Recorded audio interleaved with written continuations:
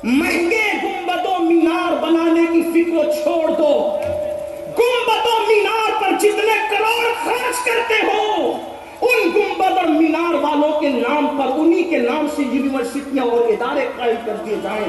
हम तो आज तक सोच रहे हैं, हमारे बुजुर्गों की सोबत में बैठकर हमने सुना है, आज तक सोच रहे काश शाहजहां ने मुमताज के नाम पर ताजमहल बनाने की बजाय एक आलमी यूनिवर्सिटी बना दी होती तो मुमताज के लिए इसाले सवाब भी होता, मुमताज का नाम जिंदा भी रहता, मोहब्बत की निशानी भी होती, कौम का मफाद भी होता। लेकिन उसने मेरा ताजमहल बनाया, आज वो सूना सूना पड़ा हुआ है और रात के अंधेरे में वो तारीकी में डूब तो जाता है। शाहजहां का नाम तो हुआ, मैं कोई मुफ्ती नहीं कि कोई उस फिक्री हुक्म बयान करूं, एक सगे बारगाहे गौसियत हूं, बल्कि सगाने सगे दर हूं, अल्लाह अकबर। लेकिन आपसे पूछना चाहता हूं, अब जो गलती हमारे अगले कर चुके, अब हम न करें, अपने बच्चों के मुस्तकबिल के लिए इदारों का कयाम करें, और इदारे भी रस्मी न हो, बल्कि आपसे कहना चाहता हूं इदारे रस्मी न हो, जहां सिर्फ सर्टिफिकेट न लगता हो, बल्कि जहां वाकई इंसान बनाए जाते हो। क्योंकि मेरे आका रूए जमीन पर अच्छी इमारतें बनाने नहीं आए थे, बल्कि मेरे आका रूए जमीन पर अच्छे इंसान बनाने आए थे। सुफ़ा के चबूतरे पर बैठकर रसूलुल्लाह ने जो इंसान बनाए, आज उसकी मिसाल जमीन पर नहीं मिलती। लाओ अबू बकर सिद्दीक जैसा इंसान, लाओ उमर इब्ने खत्ताब जैसा इंसान, लाओ उस्मान गनी जैसा इंसान, लाओ मौला अली जैसा इंसान, लाओ सईद जैसा, साद जैसा, तलहा जैसा, जुबैर जैसा, अबू हुरैरा जैसा, बिलाल हबशी जैसा, खालिद इब्ने वलीद जैसा, साद इब्ने अबी वक़ास जैसा, अमीर हमजा जैसा, मुसअब इब्ने उमैर जैसा। अल्लाह अकबर, कहां ला करके बताओगे? अल्लाह के इज्जत की कसम, मेरे नबी ने वो इंसान बनाए, उनमें मुक्तदी नहीं थे, वो सिर्फ रसूलुल्लाह के मुक्तदी थे, और वो क़यामत तक के लिए हर एक के लिए मुक्तदा बन गए। मेरे आका ने फरमाया, जो इनकी पैरवी करेगा वो हिदायत पा जाएगा, वो नुजूम हिदायत है। मेरे इमाम कहते हैं, अस्हाब नुजूम रहनुमा है, कश्ती है आले मुस्तफा, अहले सुन्नत का है बेड़ा पार, अस्हाबे हुजूर नज्म है और नाव है इतरत रसूलुल्लाह। आओ अच्छे इंसान बनाए, और अगर इतनी उसअते फिक्र नहीं है कि पूरी कौम के लिए जी सकते हो, कम से कम अपनी औलाद का मुस्तकबिल ही सुधार लो, कम से कम अपने बच्चों ही को पढ़ा लो।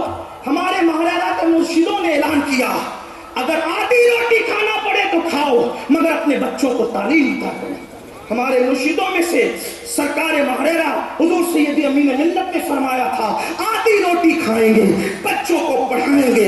आओ, आधी रोटी खाना पड़े तो खाओ, अपने बच्चों को पढ़ाओ और आला तालीम दो। अब तो डॉक्टरी भी पढ़ाते हैं हम, तो BUMS तक के किस्सा तमाम हो जाता है, आगे भी तो कोई बढ़े। इल्म असल हमारी मिरास है, बाबे मदीनतुल इल्म हमारे अंदर है, शहर इल्म हमारे नबी है।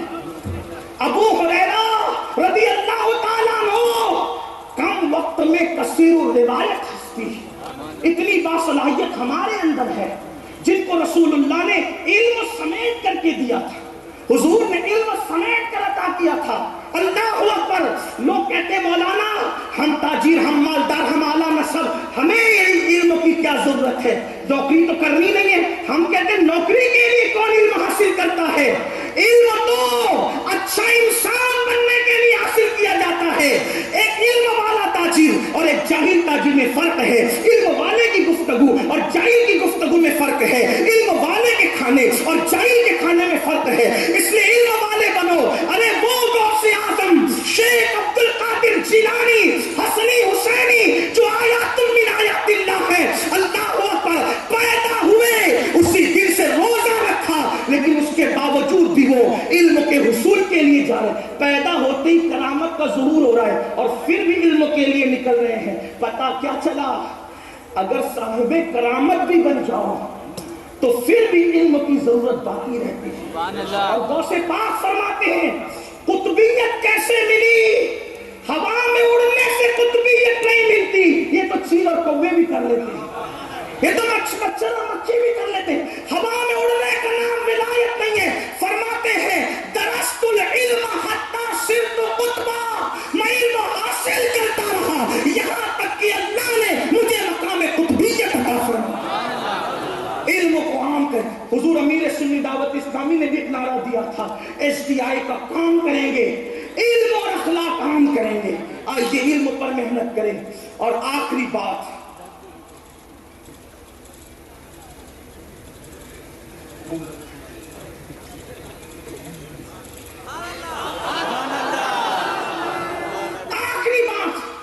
غربت، جہالت، اور تیسری چیز فحاشی. یہ سب سے بڑا مسئلہ ہے. یہ فحاشی وہ بلا ہے، بس بات مکمل ہو رہی ہے، جہاں بیٹھے ہوئے سے سن لیں. محبتیں آپ کی، آپ کا پیار اللہ سلامت رکھے، ہماری محبتیں سلامت.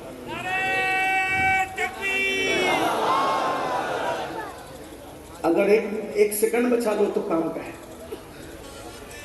فحاشی، دیکھو غربت کی وبا میں امیر مبتلا نہیں. توجہ کرنا، فحاشی کتنی بڑی بری چیز ہے. غربت کی وبا میں امیر مبتلا نہیں، جہالت کی وبا میں علم والا مبتلا نہیں، لیکن فحاشی وہ بدترین تباہی ہے جس میں غریب بھی مبتلا، امیر بھی مبتلا، جاہل بھی مبتلا اور اہل علم بھی مبتلا. اللہ ماشاءاللہ، مگر اللہ جس کو بچا لے. فحاشی کیا ہے؟ فحاشی یہ ہے گندگی کو. فحاشی کیا ہے؟ گندگی کو، ناجائز چیزوں کو نافرمانی کے طور پر اریاں کرنا، اوپن کرنا، اس کو کہتے ہیں بے حیائی، فحاشی. اور اللہ سب سے بڑھ کر غیرت والا ہے، اس لیے اس نے فحاشی اور بے حیائی کو حرام کر دیا ہے. بلکہ یہاں تک فرمایا کسی کا ایمان چیک کرنا ہو، ایمان تو یہ چیک کرو اس میں حیا کتنی ہے. حیا جتنی حیا ہوگی اتنا ایمان مضبوط ہوگا، اور جتنی بے حیائی ہوگی اتنا ایمان کمزور ہوگا. اسی لیے میرے نبی صرف مومن نہیں تھے بلکہ جامع ایمان تھے. جتنی حیا انہوں نے کی ہے اتنی حیا کسی نے نہیں کی ہے. صحابہ کہتے میرے آقا ایسی حیا کرتے تھے جیسے کنواری لڑکیاں نامحرم مردوں سے حیا کرتی ہے. اسی لیے تو اکثر صحابہ نے رسول اللہ کے تلووں کو کبھی نہیں دیکھا. اس لیے نہیں دیکھا کہ حضور نے کبھی ان کے سامنے پیر لمبے ہی نہیں کیے، اس لیے تلوے وہ نہ دیکھ سکے. بلکہ یہ بات بھی تحقیق کو پہنچی کہ آسمان اور چاند نے کبھی نبی کا تلوہ نہیں دیکھا. اسی لیے تو بیان کیا گیا ہے آسمان گر تیرے تلووں کا نظارہ کرتا. اگر کرتا نہیں کیا کبھی تو کہا آسمان گر تیرے تلووں کا نظارہ کرتا، روز چاند تصدق میں اتارا کرتا. چھپ گیا چاند آئی تیرے دیدار کی تار، سامنے گر کبھی ہوتا بھی تو سجدہ کر. ایسے باہ یا رسول، اب جملہ کا ذرا غور کرنے، سن لے، یاد کر لے. ایسے باہ یا رسول جن کا تلوہ کبھی نہ چاند نے دیکھا نہ آسمان نے دیکھا، اور جب اپنے گھر میں تربیت کی اپنی شہزادی سیدہ فاطمہ کی تو ایسی تربیت کی کہ فاطمہ الزہرا کے دوپٹے کو بھی کبھی چاند و سورج نے نہیں دیکھا. میرے امام بیان کرتے جس کا آنچل نہ دیکھا مہو میل نے، جس کا آنچل نہ دیکھا مہو میل نے، اس نے دائے نصاحت پہ لاکھوں سلام. حضور کا تلوہ حیا کی وجہ سے آسمان نہ دیکھے اور سیاد شہزادی کا دوپٹہ چاند و سورج نہ دیکھے، اور ہمارا کیا ہے؟ تولیہ لپیٹ کر پورے محلے میں گھوم رہے گھسنے دکھا. بے حیائی کی انتہا. برمنڈا پہن کر کے گھومنا فیشن ہے، اور پھر یوٹیوب، فیس بک اور پتہ نہیں کیا کیا بلائیں انٹرنیٹ اور سوشل میڈیا کی جو جنگل ہے. گندی فلمیں، بلی فلمیں، اللہ کی پناہ، اللہ کی پناہ. کیا حالات ہیں. یاد رکھیے اگر کوئی دوپٹے والی عورت کو دیکھے، میں صرف مفہوم پیش کر رہا ہوں، دوپٹے والی عورت کو دیکھے تو اس کو دیکھنے کا پاپ کی نظر سے وبال یہ ہے کہ مرتے وقت کلمہ جاری نہ ہو زبان پر. وہ جو ننگی عورتوں کو ناشتے 3 گھنٹے تک دیکھتے، اپنے نرم نرم گدوں پہ لیٹ کر کے زنا کے مناظر دیکھتے ہیں، گندی فلمیں دیکھتے ہیں، لگے رہتے ہیں. فواحشات کی طرف، فواحش کی طرف، اپنے خواہشات کی طرف سوچو۔ اللہ کے رسول علیہ الصلوۃ والتسلیم نے فرمایا جو کسی عورت کو پاپ کی نظر سے دیکھے گا اس کی آنکھوں میں جہنم کی آگ کی سلاخیں ڈالی جائے گی اور اس کی آنکھوں میں جہنم کی آگ بھری جائے گی۔ میں حیرت سے پوچھتا ہوں جو آنکھیں تین کا برداشت نہ کر سکے، جو آنکھیں اللہ اکبر پیاس کے ننھے اور باریک ذرات برداشت نہ کر سکے، ان آنکھوں میں جب جہنم کی آگ کی سلاخیں ڈالی جائے گی تو ہم کیسے برداشت کر سکیں گے؟ اسی پر بس نہیں، یہ فحاشی کی بنیاد پر زنا، لواطت، ہاتھوں کے ساتھ جو ہے وہ زنا، اللہ اللہ، یہ ساری گندگی پھیل رہی ہے۔ چھوٹے چھوٹے بچے انٹرنیٹ کی گندگی دیکھ کر وقت سے پہلے بالغ ہو رہے ہیں۔ آپ جانتے ہیں اگر مشت زنی کی، اللہ اللہ، ہینڈ پریکٹس کی جو ہے، ہینڈ پریکٹس کی جو وبا پھیل رہی ہے اور وہ موت کے قریب کر رہی ہے، انسان کو مریض کر رہی ہے، چلتا پھرتا مردہ بنا رہی ہے، اس کی وجہ یہی فواحش ہے، یہ فحاشی ہے۔ بلکہ اللہ اکبر، چھوٹے چھوٹے لڑکے شادی کے وقت آنے تک کے مرنے کے خودکشی کرنے کی تک بات کرتے ہیں۔ سن لو اے میری قوم کے جوانوں، اپنے آپ کو تباہ نہ کرو، اپنے آپ کو برباد نہ کرو، خدا کے لیے اپنی جوانی پہ رحم کرو۔ جوانی کا سرمایہ دنیا کی دولت دے کر بھی نصیب نہیں ہو سکتا۔ خدا کے لیے گندگی مت دیکھو، آنکھوں کی حفاظت کرو۔ ایک حدیث پاک سنو، بہت لطف آئے گا۔